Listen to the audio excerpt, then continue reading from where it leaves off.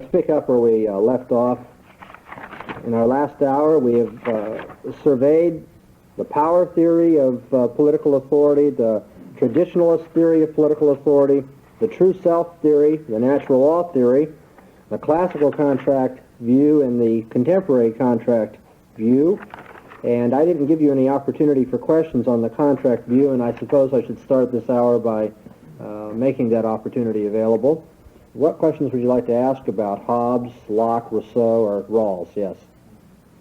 Yeah, the question is whether the covenant idea in Christianity was influential on these people. And I do believe that without being able to trace the direct lines of how this gets into their thinking and convictions, that nevertheless there is a general social awareness of the covenant, theologically, God's covenant with man and our obligations to God's covenant and submitting to his law word and that sort of thing.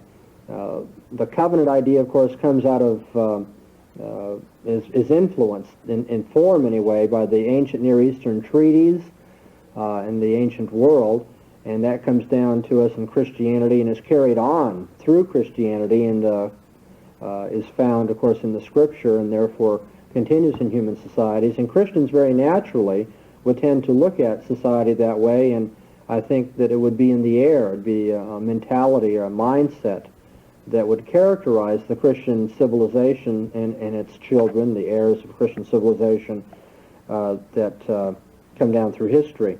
And consequently, I believe that we can't dismiss the covenant as background to the contract theory. And certainly in Puritan New England, where there were strongly covenantal theologians, the idea of the state and the citizens being in something of a contractual arrangement is rather obvious. At the time of the Declaration of Independence, we see the notion that because covenant has been broken, that King George III has violated this, that, and the other provision of the covenant, that therefore there is no binding relationship between the colonist and the king any longer. So there the covenant idea is very clear, and the covenant idea comes to expression again during the war between the states. When the southern states secede from the nation, the defense given, at least the more well thought out, consistent, and principled defense offered by Dabney and others, is the same notion of the covenant, that where the federal union has broken covenant with the individual states, therefore the states have the right to break their contract with the government, with the federal government. So historically, we can see a long chain of, seems to me, of covenantal thinking, contract type thinking in political matters.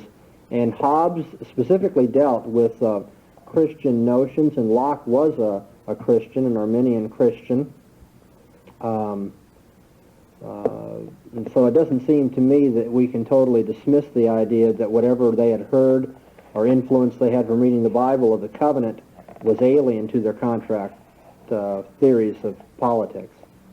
Do you have any information about where we can get a book by Oscar? The question is, where might you be able to purchase books by Hospers? There are a number that he has put out. The most important of which, I think, would be his book on ethics, and what is it entitled? Conduct, moral conduct, ethical conduct? Human conduct, that's what it is. It's human conduct. And I believe that is presently being rewritten. It's gone through 2 editions, and I think he is doing a total rewriting of it now, and so it may not be available. But you can check with, I'd have to check the publisher, come to think of it. I believe that it's Prentice Hall that published his book originally. And then Hospers, along with Sellers, has a book of readings on modern ethical theory, some of the key articles in ethics that have been published in the last 20 to 30 years. And that's entitled Readings in Ethical Theory. Readings in Ethical Theory, and it's a very important volume if you want a contemporary understanding of what's happening in the philosophy of ethics today. At the time that he was running for president of the United States, John Hosper has published a book entitled Libertarianism, and that lays out some of his own convictions in ethics as it comes to expression regarding politics. It's a very readable book, and much of it would coalesce with conservative and Christian convictions, although a good deal of it goes beyond and violates those convictions too. The Libertarian Press, I believe, published that other one, the book on libertarianism. I'm afraid I just have to look it up. I can't off the cuff give you a better bibliography than that. Sorry. More questions about the contract view of justice and political authority before we go on?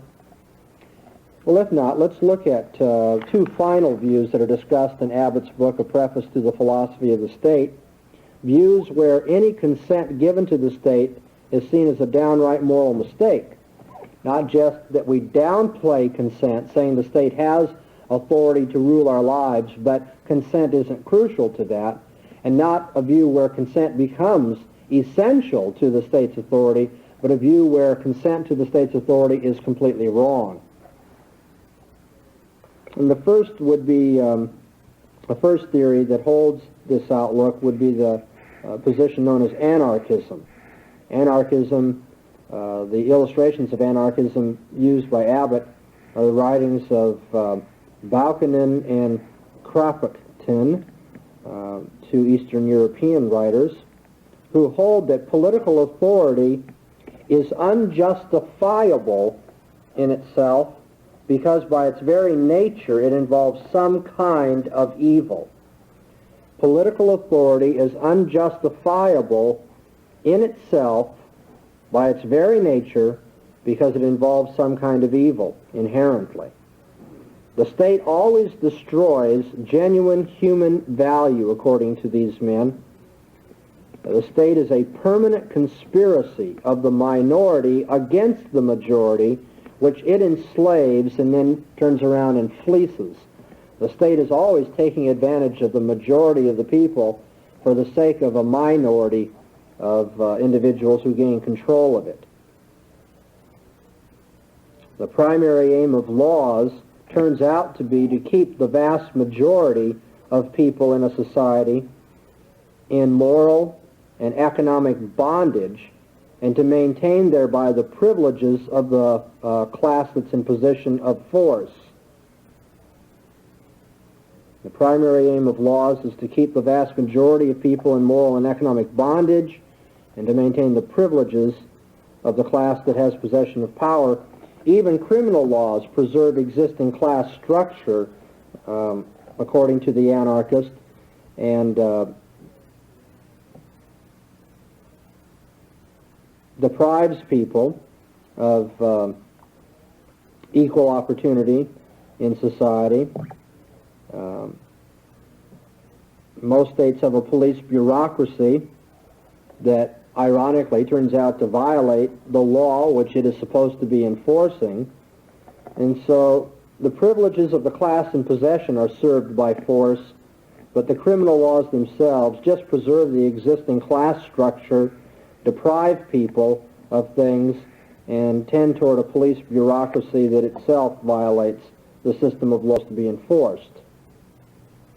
The ideal society, according to the anarchist, does not rest upon the authority of law at all, but rather the ideal society is one that is bound together by voluntary cooperation. Voluntary cooperation, where people enter into relationships and keep promises and observe duties because this is what they freely wish to do. They choose to do these things out of their own perceived best interest. The anarchist view would be very close to the libertarian view, by the way. Libertarians want to exalt above all personal liberties and freedom, and libertarians tend to have a cynical view of political society as serving vested interests of individuals, fleecing people through taxation to serve ends and programs that they're not interested in. And so anarchism, as it's taught by Bahnsen and Kropotkin would be similar to Hosmer's libertarianism, although they're not identical. Now, what's wrong with this outlook, the anarchist outlook, is that at base, this program views human nature as ultimately perfectible. Ultimately perfectible. Human beings are basically good people. The individual is moral, interested in justice. The free individual is going to use his freedom responsibly. He's a good person by nature. And what causes his problems and his corruption and his downfall are the external circumstances of the state. It's the state that corrupts people. It's the state that makes them selfish. It's the state that teaches them to steal from others in the name of justice. It's the state that, therefore, causes the problems, the moral problems in man. Man's human nature, ultimately perfectible and basically good, is brought down then by the external circumstances of the state. Well, that's problematic, because the individual does not, as a matter of fact, gain his moral corruption from his external circumstances. Jesus says, out of the heart come the sins that infect the individual. Out of the heart of man, there is all this wickedness abounding. The individual is selfish, totally apart from the state teaching him to be selfish. After all, what is the state but a group of individuals? And if the state is selfish, it must gain that characteristic from the individuals that comprise it. Moreover, even voluntary societies, even if the anarchist were to be given his way, and what we had was nothing more but a voluntary society where people interact with one another on the basis of agreements and free decisions, even people in voluntary societies need protection, because there are going to be people in these voluntary societies that will prey upon other people in the voluntary society. Voluntary societies don't screen out sin and avarice, thievery and violence. And consequently, in a voluntary society, we're going to have some way of protecting people, a police agency, if you will, for protecting people against the sins, the crimes of others. And that is going to bring in the idea of a state, even in a voluntary society. So the anarchist is wrong that we can get rid of the state and only have voluntary relationship between people in society, because somebody's going to have to see to the protection of the free individuals. Moreover, there is no such thing as complete freedom. Complete freedom. We always are going to need rules of some sort to settle conflicts and disputes, rules that are going to tell people in a society how they relate to one another, how they are to keep their contracts, how they're to keep their promises, and rules are going to have to be backed up with force. There's going to have to be some kind of enforcement for whatever rules you have. Now, the libertarian tends to say that the rules that you want to follow should be rules that you voluntarily adopt. That if you don't like the rules of this voluntary society over here, that you can just renounce your allegiance to it and join another voluntary society that has a different set of rules. Now, that voluntary society has its own police force, its own system of courts and justice and penalties, so that when you're on the turf belonging to these people, you follow their rules, and when you break their rules, you're judged by their justice. When you're on somebody else's turf, then you follow their rules and you're judged by their justice. And what you end up with then is what I have called a warlord society, where you have just a bunch of mafiosa families or groups of individuals who rule this turf or who rule that turf or rule another turf with their own freely adopted systems of rules and courts and police and justice, punishment, and all the rest. So in the name of voluntariness, in the name of freedom of the individual, it turns out that the anarchists and the libertarians develop a warlord society that deprives the individual of freedom and tyrannizes the individual, where there isn't room for voluntary cooperation because you have all these conflicting systems of rules and justice. Well, let's go to the other end of the scale, away from the anarchist view to the other end of the pole, the Marxist view, another view that believes that any consent given to the state is a great moral mistake made by men. Karl Marx, shared the anarchist point of view that political power is merely the organized power of one class for oppressing another class of individuals. Marx shared the anarchist cynicism, you see, about political power, very similar to the view of Thrasymachus that says power is just whatever in the interest, justice is just what's in the interest of the stronger. Political power is merely the organized power of one group against another, the organized power of one class of people used for the sake of oppressing another class of people. And thus, the passing away of economic classes, Marx said, would bring about the passing away of the state itself. For the state is, if you will, political power.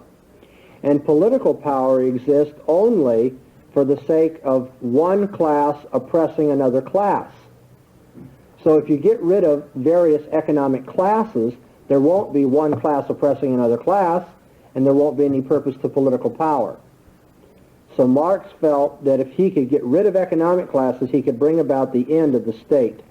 We could see the state wither away. Political power is merely another label for oppression, and it's the very existence of the state that puts a mask upon the opposition of classes. The opposition between economic classes undergirds the very social fabric of our lives, of our civilization. And that opposition of classes is made to appear to be something noble and something else by putting the mask of political authority on it.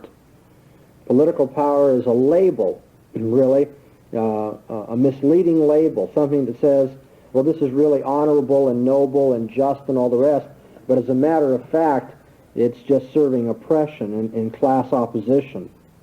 The actual class situation where there is advantage given to the owners of the factories over against the workers and all the rest, the actual situation, the relationship economically within a society is solidified into law.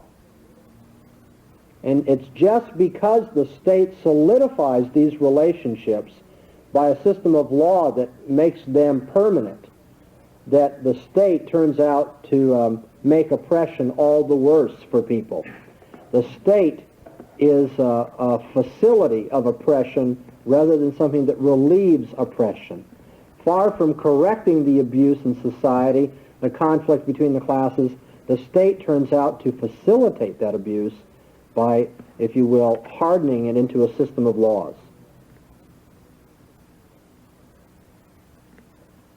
Now, Marx had a materialist conception of history.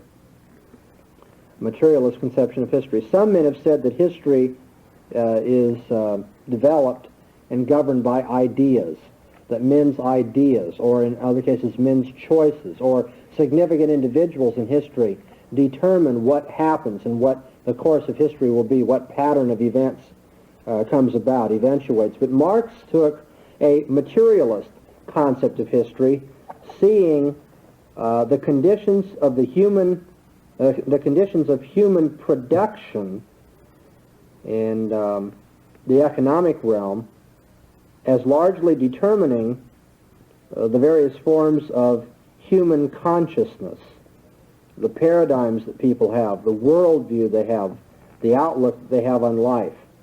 Having a materialist conception of history, he said what people think, the way people see the world, the way they view history, is going to be conditioned by the circumstance of human production. For instance, let's say you have a circumstance of division of labor. Let's say that in your particular society, in your stage of civilization and its evolution, division of labor characterizes things. Now, a division of labor separates the interest of individuals from the interest of the community as a whole. A division of labor says that the whole pie is made up of the parts, and so we're going to divide the pie into these parts. The division of labor says all these various things have to be done, and they'll be done by this individual doing this and this individual doing that and so forth, so that the interest of the individual, the particular individual, is separated or segregated out from the overall interest of the community. In fact, the division of labor notion destroys the very possibility of community interest, because all interests under the division of labor turn out to be non-communal, class-serving interest. So that if your interest is, for instance, in being a stone cutter, then that is serving that particular social class. You're interested in the needs of your fellow workers and people in your position, rather than being interested in the overall picture, the total pie, if you will. There's no communal concern if the division of labor controls society's economic production. And so, given a materialist conception of history, Marx said whatever ideas influence people are going to be ideas that themselves are controlled by the conditions of human production. A society that's characterized by division of labor is going to have people who fail to have a communal interest and outlook. Moreover, private property, according to Marx, is one of the greatest dehumanizing forces for man. Private property dehumanizes men, for it turns out to devalue the worker in direct proportion to increasing the value of things. The worker is devalued. The worker as an individual, as a person, isn't important. What's important is the thing that he makes. Private property says what's important is the value of things rather than the value of people. The worker is devalued, and that in proportion to the increasing value of things. And so Marx develops his theory of estranged labor, alienated, a condition of alienation, where men are estranged from their labor, where the worker, you see, is divided from the product of his work, where he's estranged from his work itself. He's estranged, and the worker is alienated, first of all, from his product, because he's a slave to its survival. He's a slave to it for his survival. The worker must serve the product because the product brings in the money that enables him to buy food and all the rest that's necessary to live. And so now the worker, rather than loving the product of his hands, rather than being sympathetically involved in his work, caring for the outcome of his work, taking pride in the outcome of his work, is now alienated from the product of his work, estranged from his work, because that work is something that he has to serve if he's going to survive. Secondly, estranged labor alienates the worker from his laboring, from the working that he does itself. Because, you see, the laboring that the worker goes through does not amount to his own acts. It's not really, the things that he is doing are not him. They are not his doings. They are not his acts. They only have meaning in relationship to the product. To the product. Okay? He's a slave to the product, and therefore the work he does in the factory to make these shoes or brooms or what have you, that work isn't something that he creatively enters into, freely enters into. That isn't his work. That's the work owned by the capitalist, by the entrepreneur, by the bourgeois. That's the work that's owned by somebody else and is compelled out of slavery to the product. And so he isn't doing what he really wants to do. He isn't engaging in creative freedom. He's just putting out this external labor. Now you may notice that somebody that has a hobby of fixing clocks or building TVs and radios can put in a lot of hours every night after work. And yet he doesn't consider it wearisome or laborious. That is internal work. It's work that arises from his own heart and interest and desire, work that he freely engages in. But when you go to the factory and you've got to punch the clock and you've got to put in so many hours just sewing these shoes or putting brooms or what have you, That's external labor. That's labor, that comes from external conditions and is forced upon you not out of internal free choices, but out of an external slavery. So the worker, according to Marx, is alienated from his product, he's alienated from his laboring, and thirdly, he's alienated from his human consciousness. This is another difficult notion. Let me try to explain it. We're alienated as workers from our human consciousness, which is to say, from our, another way to translate this phrase is specie being. We're alienated from our specie being because capitalism denies the worker the opportunity to rise above other animals to specifically human consciousness of modifying nature for his own ends. The specie being of an individual human being, the specie being of the human being, is to rise above the other animals and to modify nature for his own purposes, to use nature, you see, to advance his human goals, purposes, and interests. That's what makes man different from the animals. He rises above the animals. He's not just part, you see, of nature and subject to its conditions, but he rises above it and uses its conditions for his own ends.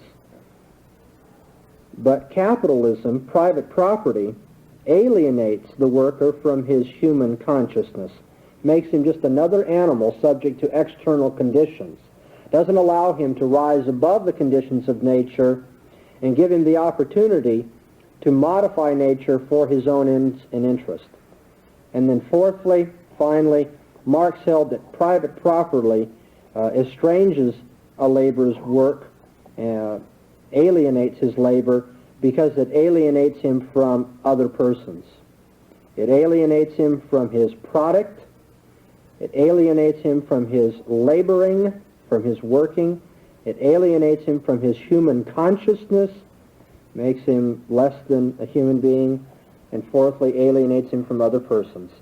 You see, private property destroys genuine social relationships, because when there's a relationship between people characterized by private property, that means that you are limited in your options. What other people are, what they have, limits you in the options that you can pursue as a free individual, and as such limits your chances for survival. Let's say that you own the orange grove, okay, that's down the street here.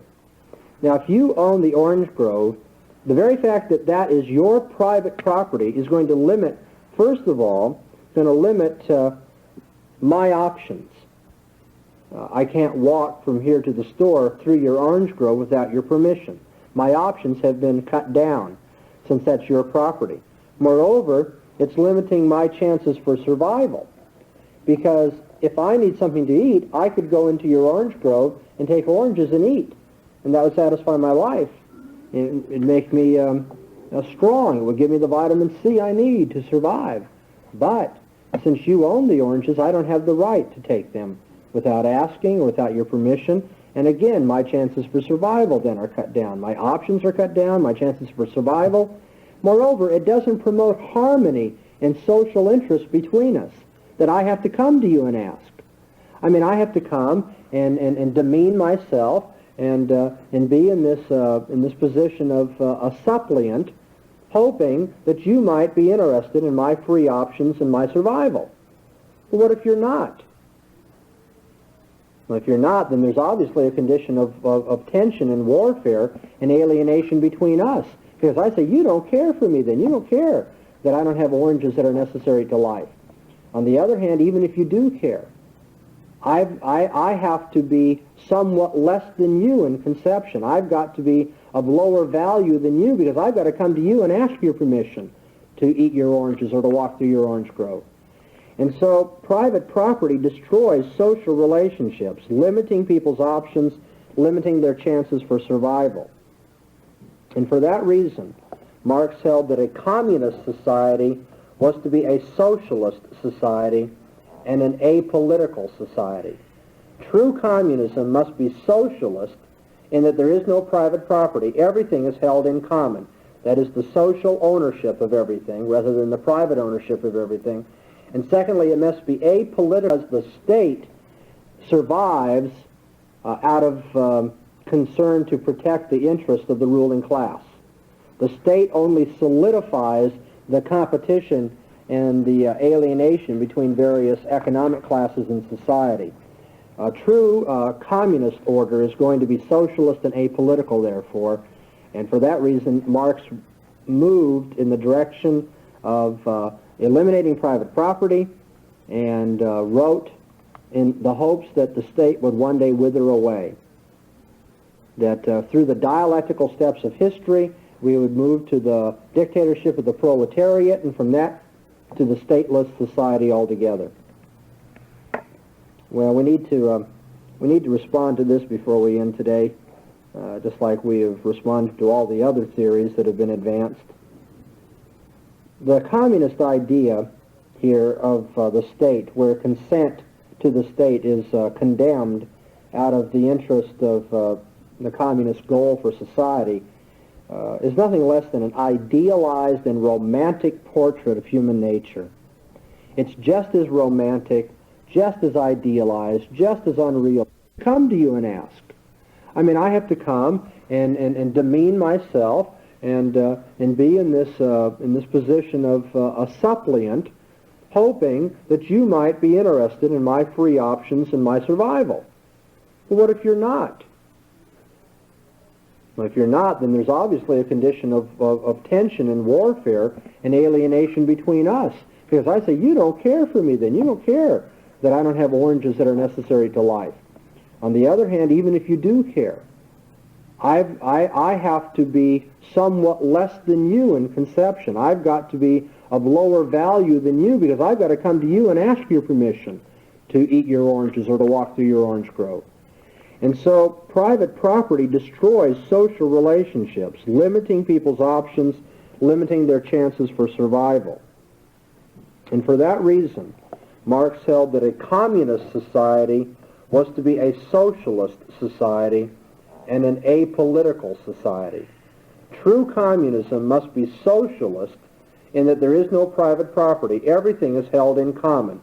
That is the social ownership of everything rather than the private ownership of everything. And secondly, it must be apolitical because the state survives out of concern to protect the interests of the ruling class. The state only solidifies the competition and the alienation between various economic classes in society. A true communist order is going to be socialist and apolitical, therefore, and for that reason Marx moved in the direction of eliminating private property and wrote in the hopes that the state would one day wither away. That through the dialectical steps of history, we would move to the dictatorship of the proletariat, and from that to the stateless society altogether. Well, we need to respond to this before we end today, just like we have responded to all the other theories that have been advanced.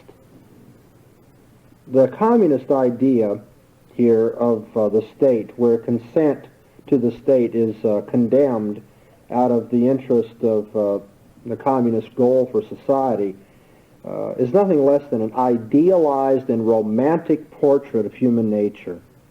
It's just as romantic, just as idealized, just as unrealistic, just as, if you will, failing to be down to earth and practical, empirically accurate, as is anarchism. Human nature is not this good. Human nature does not cooperate willingly. The problems between men are not created by external conditions of economic competition. The problems that men have stem from their heart, from their own avarice, from their own envy, from their own unwillingness to pursue things in a just, lawful way. We have to ask ourselves, even going beyond the idealized romantic portrait of human nature in communism that's so unrealistic, can a totally deregulated society ever be conceived of? One that is totally unfettered by any external conditions. But is it realistic to set as your goal the society that is unregulated? where you don't even have to have the regulation as to what side of the street you will drive on, where there are no conditions that limit, for instance, fraud or breaking of contracts or a failure to respect human dignity and the value of human life. I mean, can we get rid of all regulations? Can we get rid of the state completely? Is human nature so good that we can do that? Well, not at all. The thesis that human nature is fully human only when it is completely unlimited, except by whatever constraints are self-imposed. The thesis that the very concept of the state is inherently the problem with man is a thesis that is assumed by Marx without any proof whatsoever. That's just an ideology that is asserted. It's just posited, and it's never proven by Marx. He never gives us grounds to accept that as being warranted by the facts, as being some kind of necessary inference. Marx never shows us why we should believe that the state is the problem, that inherently the state, the very concept of the state, is the problem with man, and that if man could just be completely unlimited by the state, he'd be all right. That's just an arbitrary opinion. Fourthly, my fourth criticism is the very notion of political obligation does not, as Marx seems to portray it, include inherently and automatically the idea of oppression. The very notion of political obligation does not include automatically the notion of oppression. Only certain evaluative assumptions that are brought to bear on the question could lead a person to think that that is inherent in the notion of political obligation. One must have, if you will, a preconceived idea as to how people are dehumanized, and a person must take that idea about how people are dehumanized and build it into his notion of political obligation before he can infer from political obligation automatically the concept of oppression. And so the ultimate question that we have to ask about anarchism and communism, libertarianism and communism, is the question of human nature. What is human nature? Well, let me survey very quickly the positions we've looked at and the underlying issues for those positions. The options that we've seen, first of all, the role of consent is down, as we've said over and over again, by Thrasymachus in the power theory of the state. It's played down by Burke and Oxshott in traditionalism. It's played down by Hegel and Devlin in the true self theory of the state, and played down by Thomas Aquinas in the natural law view of the state. Consent, on the other hand, becomes the very basis for the state in Hobbes, Locke, and Rousseau in their classic contract views of tacit consent given by the governed, and it's the basis of the state's authority in John Rawls' hypothetical consent view, his contemporary contract theory of the state. On the other hand, any consent given to the state is completely a moral mistake, according to anarchism, Bakunin and Kropotkin, and consent is a moral mistake given to the state according to Karl Marx as well. Notice that there are certain connections, certain themes that run through many of these theories of the state. According to the power theory of the state, the anarchist view of the state, and the Marxist view of the state, all three of these hold in common the premise that political authority is hypocritical and is a conspiracy of some against the others. Political authority is a conspiracy where some individuals, the powerful, the elite, the economically advantaged, take advantage of the majority, take advantage of the rest of people. So here, political authority, hypocritical and conspiratorial, is the view of the power theory, anarchism, and Marxism. Secondly, there's a connection to be drawn between Rawls, Rousseau, and Hegel. Rawls, Rousseau, and Hegel, all of which hold that not each and every desire of man is a rational desire, and therefore the state must come in so that man's true self can be realized. There is a true self theory of the state favored in Hegel, obviously, but also in Rousseau and Rawls, who are members of other schools of thought as well. And what they hold in common is the view that not all desires are rational desires. Now, there are also some contrasts that are worthy of noting in our little survey here. First of all, there's a contrast between Hobbes on the one hand and anarchism and Marxism on the other. The contrast has to do with the view of human nature that is being advanced and the need for an absolute power to deal with human nature. Hobbes says human nature is basically warlike and corrupt, and therefore we need absolute power in the state to keep humans in line.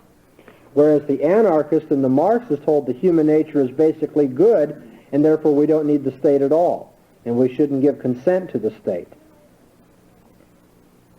Another contrast that is of interest is the contrast between the natural law theory and the theory of Marx. A contrast as to how natural the state is. How natural the state is. Thomas Aquinas says the state is very natural.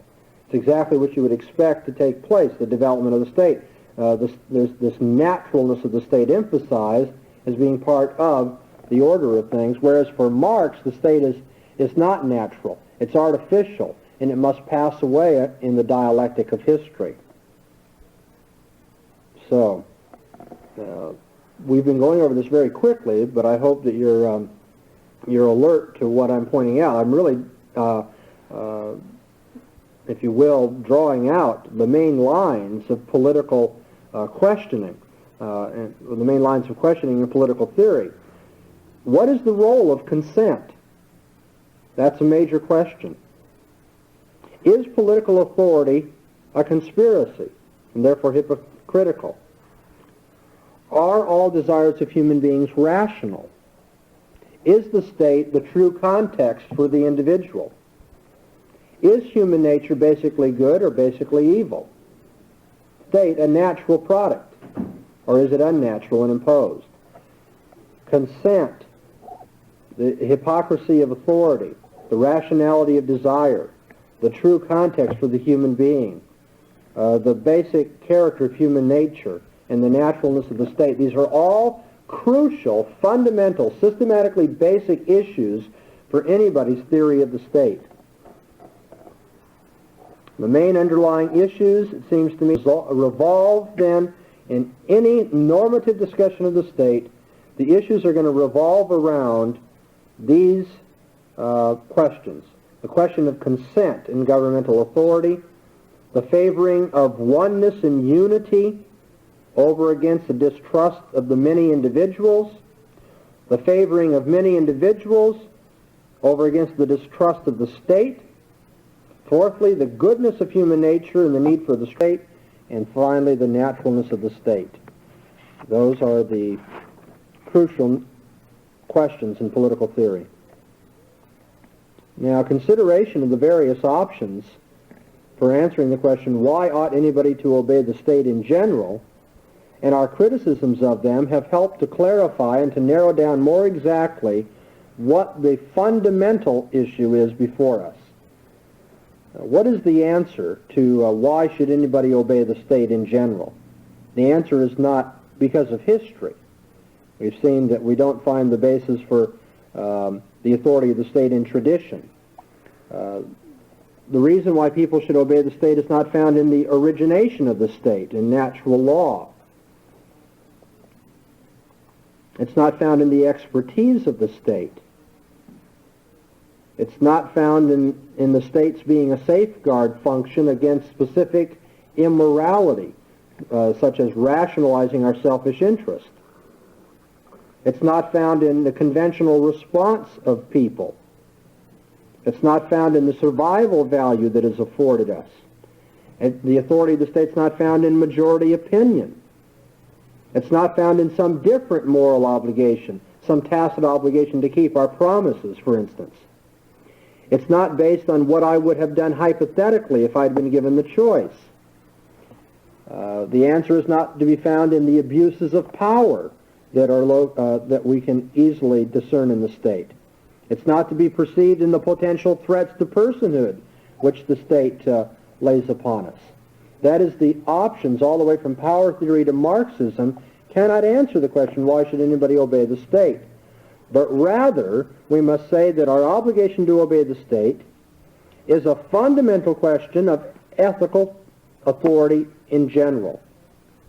What is the meaning and justification for any moral claim will be the only way we can answer the question, why should anybody obey the state?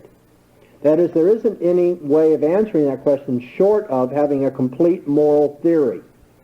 You cannot have a political ethic without a nurturing, conditioning context of a general human ethic.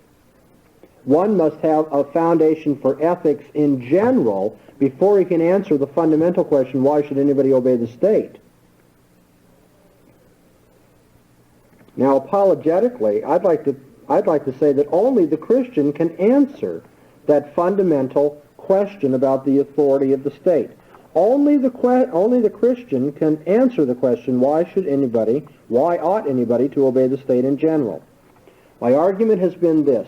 None of the 8 common theories of politics have been able to supply an answer as to why we should obey the state.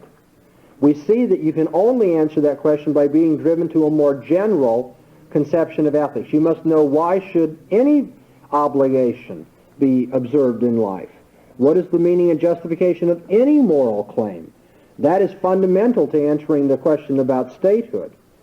And on that fundamental question, only Christians have an answer.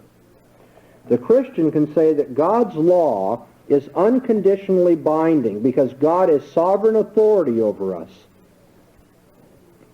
And just because God is sovereign, God's law can be specific and clear, coming right into our lives, right into our environment. God can speak relevantly and give us concrete directives for our life. So God is authoritative, unconditionally authoritative. Whatever he says is binding, and what he says can be very concrete, can give specific guidance for our lives. On the other hand, the non-Christian will always have to hold that the moral law, in virtue of the fact that it's going to be absolute and universal, the moral law will have to lack specific content. It cannot be clearly revealed what the moral law is, because nobody can have a God's eye point of view. The non-Christian must say that the moral law, whatever is authoritative and binding, absolutely, must gain that binding authority in virtue of its generality rather than its specific relevance. Nobody can have such a general, universal view as that is claimed for God. On the other hand, human values will be treated by the non-Christian as final. Man will be the ultimate authority for the non-Christian. Nobody can know for sure in terms of absolutes, but when it comes to concrete guidance, when it comes down to the relevant decisions that have to be made in life, human value will be treated as final. We will treat my reasoning, my decisions, my goals, my desires, my calculations as final. So you notice that on the one hand, the Christian has a transcendent authority in ethics, but he also has relevant content for his ethic, and the two work together. God is the sovereign authority, and he can come right into our lives with directives that are relevant, specific, and give concrete guidance. So God is the authority, and he can come into my life and say, you submit to the state. You submit because I have ordained that men rule over other men for the sake of preserving creation. Whereas the non-Christian, his ethical transcendence and his ethical eminence, his ethical authority and his ethical relevance are always conflicting with one another. Nobody knows for sure, but I'll tell you what to do. And it's just because the non-Christian has that dialectical tension in his system of thought that he cannot answer the questions of political ethics. For the non-Christian always has to say, if anything's absolute, nobody knows for sure. Nobody has the God's eye point of view. Nobody can know everything. Nobody can have that universal perspective. The moral law must always, if it's absolute, be extremely general. Nobody knows for sure. But if nobody knows for sure, then why should I submit to the state? Well, if I submit to the state, it's always going to have to be on the basis of some individual's reasoning or power, then, aren't I? I'm either going to have to buy Rousseau's idea that it's in my genuine interest to do so, Hegel's idea of the true self. I'm going to have to bow to the fear in me that Hobbes speaks of, or just admit that other people have might and that makes right, as Thrasymachus said. I mean, I'm going to have to let human values be ultimately authoritative, even though I've said nobody can know for sure. And that's why, in the midst of that dialectical tension of having only general authority or unauthoritative specifics, that the non-Christian can't tell us why anybody ought to obey the state in the first place. Because the non-Christian can't say why anybody ought to do anything. The non-Christian doesn't have an adequate ethical theory undergirding his reasoning, and therefore it's no surprise that he doesn't have an adequate and cannot have an adequate social and political theory as well. I'm going to give you an example of this from Abbott himself, who is not a Christian. I want to give you an example in closing of this dialectical tension between authority, which is very general on the one hand, and relevance, specific relevance, that doesn't have any authority. On the one hand, Abbott demands a firm and final standard for political morality. He demands that there be a firm and a final standard on pages 8 and 9 of his book.